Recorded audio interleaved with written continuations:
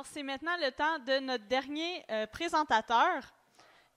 Donc, on est vraiment content qu'il ait accepté, un peu à la dernière minute cette semaine, de dépanner, de remplacer ses collègues. Donc, merci d'avoir accepté d'être là ce soir. Donc, vous pouvez accueillir Younes Barea, qui est présentement postdoc à l'Institut d'innovation en écomatériaux, écoproduits et éco-énergie. Il a fait son doctorat en biométhanisation, puis présentement, il explore de nouvelles façons de produire de l'énergie renouvelable. Donc, vous pouvez accueillir Younes.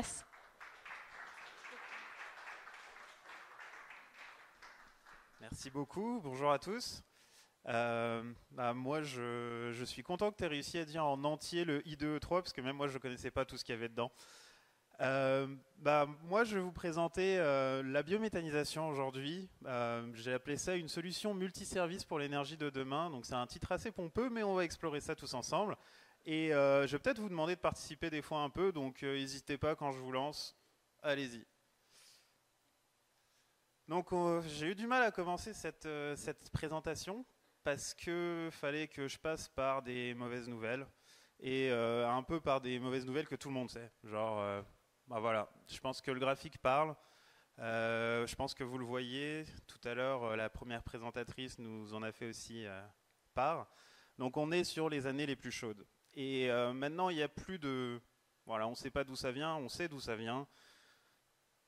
C'est la conséquence de l'augmentation des émissions de gaz à effet de serre anthropiques dans l'atmosphère. Donc là, comme on peut voir sur ce joli graphique, j'ai éteint. Ok, c'est bon. Comme on peut voir sur ce joli graphique, on peut voir que les trois principaux, donc il y a le très célèbre carbone dioxide, donc le dioxyde de carbone que tout le monde connaît, qui voilà, très célèbre, qui monte. Le un peu moins connu, le dioxyde d'azote, lui, c'est à surveiller. Et puis il y a un nouveau dans le game, c'est le méthane. Et ça va être la présentation du jour aujourd'hui. Je vais surtout m'attarder sur le méthane. Donc qu'est-ce que c'est que le méthane? Et pourquoi il y en a autant dans l'atmosphère? Donc le méthane, voici un peu sa fiche d'identité. Donc c'est un gaz qui est incolore, inodore et qui est très inflammable. Ça, c'est intéressant. Comme je vous l'ai dit tout à l'heure, il fait partie de la liste des gaz à effet de serre. Donc celui-là, il est assez violent, 25 fois plus puissant que le CO2. Il reste quand même un peu plus longtemps dans l'atmosphère. Et aussi, il est très abondant et très accessible. Pourquoi accessible? Sur une installation pétrolière, quand vous mettez un tuyau, c'est du méthane qui va sortir avec d'autres gaz. Donc on n'a pas trop de mal à en avoir. Et puis on l'utilise. C'est une source d'énergie qu'on utilise, mais actuellement on utilise surtout des sources fossiles. Donc s'il est aussi utile ce méthane, pourquoi on le retrouve à ce point dans l'atmosphère? Donc là, on va commencer tout d'abord par faire un petit inventaire des émissions de gaz à effet des émissions de méthane, et on va commencer par les émissions mondiales. Donc là, comme vous pouvez voir, c'est un joli camembert sur l'estimation des données mondiales de méthane d'origine anthropique. Donc ça, c'est vraiment l'homme. Et ce qu'on peut voir ici, c'est que il y a plein de sources d'émissions de méthane. On peut voir qu'on a l'exploitation gazière et pétrolière. Beaucoup de pétroliers vont pas se casser la tête et vont juste l'émettre à l'atmosphère plutôt que de le brûler avant. Et on va avoir des petites choses assez drôles comme la culture de riz, l'extraction de charbon, l'agriculture, fermentation entérique, on reviendra dessus. Mais est-ce que c'est pareil partout? Si on regarde au Québec, on n'a pas du tout le même camembert. Au Québec, je pense qu'on n'est pas trop connu pour avoir des exploitations de gaz ni de pétrole. Donc les émissions de méthane, elles viennent surtout de l'agriculture et des matières résiduelles. Donc ça, c'est tous nos déchets. En agriculture, c'est assez intéressant parce que les 2 tiers de ces à peu près 50% viennent de la fermentation entérique. Est-ce que vous savez c'est quoi? C'est les perros de vache. Je l'ai entendu quelque part dans la salle. Voilà, ça vient de ça. Bien joué. Et le reste, ça vient de la gestion des fumiers. Et donc moi, il y a une question qui me vient aussi, c'est est-ce qu'il y a une différence entre ces sources de méthane? Est-ce qu'on va vraiment... est-ce qu'il y a quelque chose qui les différencie, ou alors c'est du méthane, c'est du méthane. Alors sur ce petit graphique, qui est un peu difficile à première vue, mais qui donne vraiment des belles informations, ça vient nous donner les émissions de gaz à effet de serre par mégajoule de chaleur utilisée sur plusieurs sources de ce gaz. Donc là, ici, on a le gaz naturel qui est issu d'énergie, donc celui qu'on a dans nos tuyaux. On peut voir qu'il a une intensité des émissions de GES qui sont autour de 0,07. Donc on est sur quelque chose de positif. Mais dès qu'on regarde le méthane, enfin le gaz naturel, donc le méthane, je vais aussi l'appeler gaz naturel des fois, qui vient de sources comme le fumier, comme les eaux usées, comme les matières organiques, eh ben on se rend compte que c'est négatif. Est-ce que vous avez une idée de pourquoi c'est négatif? Parce que ce n'est pas le même carbone. Le carbone ici qu'on a, c'est le carbone qui est issu des ressources fossiles. C'est un carbone qui n'est pas dans le cycle du carbone actuel. Et ce carbone-là qu'on a dans le fumier, dans les eaux usées, il y a une grosse partie qui est de source biogénique, c'est-à-dire qui est déjà dans le cycle du carbone. On va aller récupérer du carbone qui a été capté dans l'atmosphère par les plantes. Elles ont grandi, la vache l'a mangé, désolé du terme, l'a chié, et nous, on va aller chercher le méthane qui vient de là. Donc c'est pas le même carbone parce qu'il n'est pas d'origine fossile, celui-là. Est-ce que c'est clair? Parfait. Donc maintenant, on en est où? Comment on fait pour capter et valoriser ces émissions de méthane? Parce qu'on voit qu'il y a de l'intérêt, il y a de l'énergie, il y a certaines émissions qui peuvent être carbonégatives. Donc comment on fait? Et là, normalement, vous avez la réponse, parce que si vous connaissez le titre de ma présentation, c'est la biométhanisation. Je vais l'entendre encore une fois, plus d'envie. Encore une fois. La biométhanisation. Vous avez tous compris où j'en viens? Donc là, vous avez des beaux exemples. C'est des usines qu'il y a ici au Québec. Il y en a à peu près une vingtaine, dont des très très grosses. Et je vais en parler par la suite. Mais tout d'abord, c'est quoi la biométhanisation? Donc la biométhanisation, c'est un procédé qui permet la gestion des matières organiques putrescibles. Donc les putrescibles, c'est tout ce qui va sentir mauvais dans votre poubelle. Et en général, ça va être de la matière organique. Donc ça va être des lisiers fumiers, ça en fait partie. Des boues de stations d'épuration, donc excusez-moi le terme, vos excréments, ça va en méthanisation. Et des matières organiques diverses, donc ça peut être des déchets de table, des déchets agro-industriels. Il faut que ça soit de la matière organique. On met tout ça pour reprendre le terme de tout à l'heure, dans notre inox. Et dans des conditions qui sont pas d'oxygène. Donc c'est un procédé qui est anaérobie, pas d'oxygène. C'est 100% transformé par des micro-organismes. Donc ce gaz ne va pas être issu de la chimie ou de la thermochimie. Non, ça va être juste des petits micro-organismes qu'on va mettre entre 37 et 55 degrés. Et ils vont nous produire un bon biogaz avec 60% de méthane et 40% de CO2, et j'insiste, biogénique. Et un bon digestat. Ce digestat qui est riche en carbone, très stable, en azote, en phosphore, en potassium, c'est un engrais organique, j'ai mis de choix. Ça dépend comment on l'utilise, c'est comme tout. Donc qu'est-ce qui se passe à l'intérieur du réacteur? Donc pour moi, la chose la plus simple pour schématiser ce qui se passe, c'est le processus de digestion de nous-mêmes. C'est-à-dire on mange quelque chose, ça va dans notre estomac, c'est hydrolysé en petites molécules. Nos cellules et puis des cellules, des bactéries à l'intérieur de nous viennent prendre leur petite part. Et qu'est-ce qu'il en sort? Des paix et du caca. Voilà, désolé, on est dans la classe ce soir. Voici la forme difficile, je ne vais pas aller en détail dessus, mais en gros c'est tout un consortium de bactéries et d'archées qui travaillent ensemble et qui vont se nourrir les unes les autres pour arriver vers cette molécule à la fin qu'on recherche qui est le méthane. Au début de ma présentation, j'ai dit que c'était une solution multiservice. Mais qu'est-ce que ça rend d'autre comme service, la biométhanisation? Donc tout d'abord, on a les services environnementaux. Pourquoi environnementaux?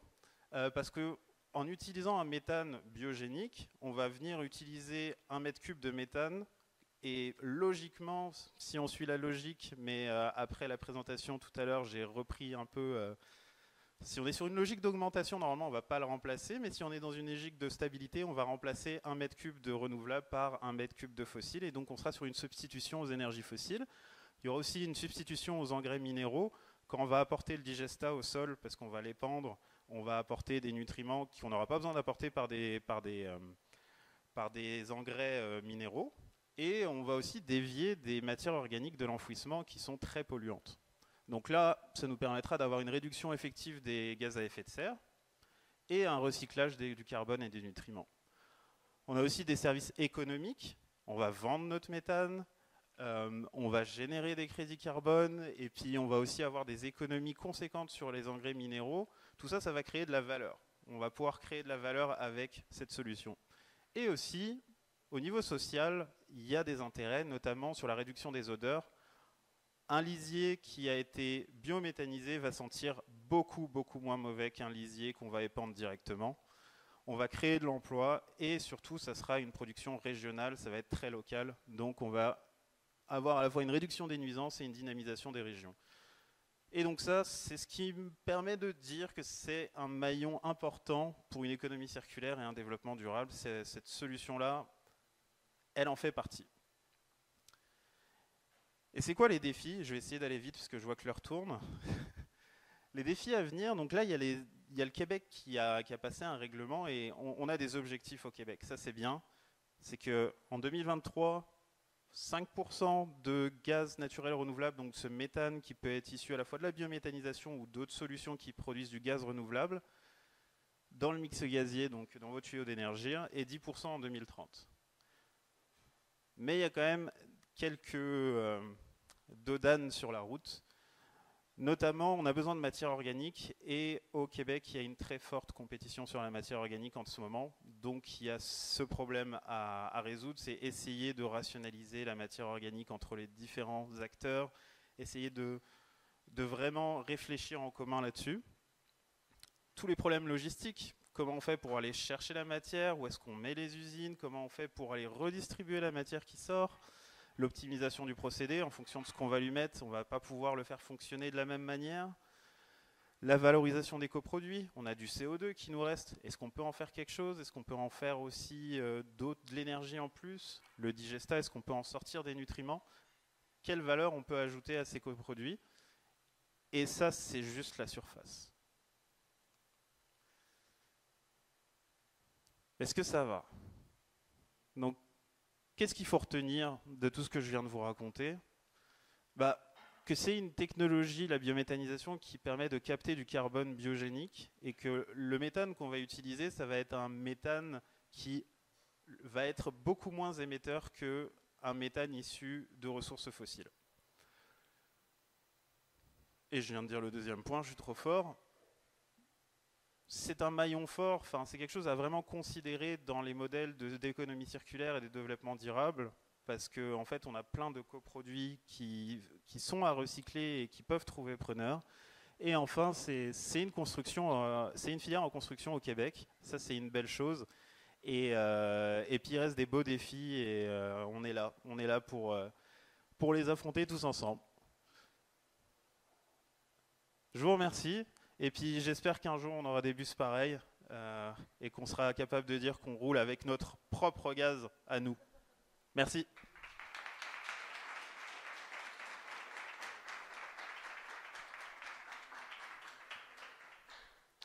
Ok, je vois une question au fond.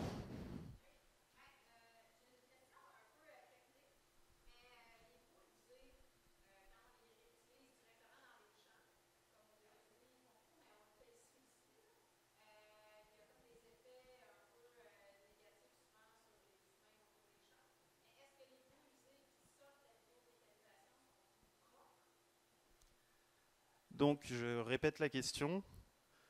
Par rapport aux boues humaines, est-ce que ces boues humaines, une fois qu'elles sont passées en biométhanisation, sont plus propres que si on les épandait toutes seules? Ça, c'est une très belle question. Je pense que ça va être même la question la plus chaude de ce soir parce qu'il y a eu beaucoup de Il y a eu beaucoup de bruit par rapport aux boues humaines dernièrement. Ce qu'il faut savoir avec la biométhanisation, c'est que sur les matières à valoriser, une fois qu'on les met au champ, c'est qu'il y a des critères. Il y a le guide des matières, du recyclage des matières résiduelles fertilisantes. Donc c'est une MRF, une matière résiduelle fertilisante. C'est-à-dire que l'objectif, c'est de la recycler. Derrière, sous toute cette réglementation, il y a une codification par rapport à ces critères chimiques, pathogènes, odeurs, corps étrangers. Au niveau de ces différents critères, normalement, à part sur certains critères chimiques et pathogènes, en général, les boues vont pouvoir être valorisées et on va vraiment s'arrêter qu'à ces critères-là. En biométhanisation, ces critères-là de pathogènes et de chimiques, ça ne va pas vraiment les toucher, sauf si on, et j'aime pas dire ça, sauf si on fait une sorte de dilution avec, on rajoute quelque chose d'autre avec pour co-digérer. Et là, on va baisser tous ces niveaux en tout cas sur le critère chimique, tout ce qui est contaminant chimique. Sur le pathogène, on a une réduction des pathogènes, mais on n'a pas non plus une réduction folle. C'est-à-dire que derrière, on reste quand même avec un produit qui a une activité biologique et qu'il faut, à un moment ou un autre, dépendant de ce qu'on a mis dedans, qu'il faudra peut-être hygiéniser. Et en général, le compostage vient là comme solution pour pouvoir hygiéniser ce genre de résidus. Donc c'est une question où il y a encore beaucoup de recherches et j'aurais pu le rajouter et encore plein d'autres. C'est que si la boue est dégueulasse, elle ressortira dégueulasse. Si elle est blindée de PFAS, il y aura des PFAS en sortie. Donc c'est des choses en fait, c'est là où la traçabilité de ce qui rentre est très importante pour pouvoir avoir la meilleure qualité en sortie. C'était très long. Il a été dur votre question. Est-ce qu'il y a une autre question? Ah, oui.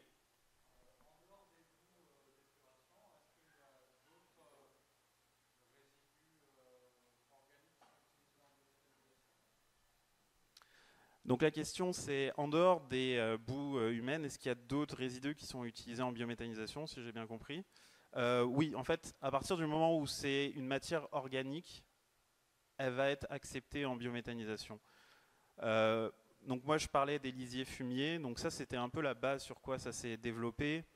Si on remonte encore avant les boues humaines, c'était parce que c'était une manière de réduire les boues de stations d'épuration. Et puis petit à petit, on s'est rendu compte que les industriels avaient aussi des déchets, mais les industriels de l'agroalimentaire, tout ce qui est petit lait, tout ce qui est des graisses qui ne sont pas vendables, des résidus, des drèches, toutes ces choses-là, qui ont un pouvoir méthanogène et qui sont capables, qu'il y a de l'énergie à aller chercher dedans.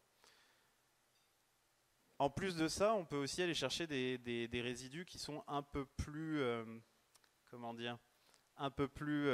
exotiques, comme des bouts de papetière où on va avoir beaucoup de cellulose et on va pouvoir rechercher cette énergie dedans. À part du bois, je mettrais tout d'organique à l'intérieur à partir du moment où ça répond à des critères de salubrité.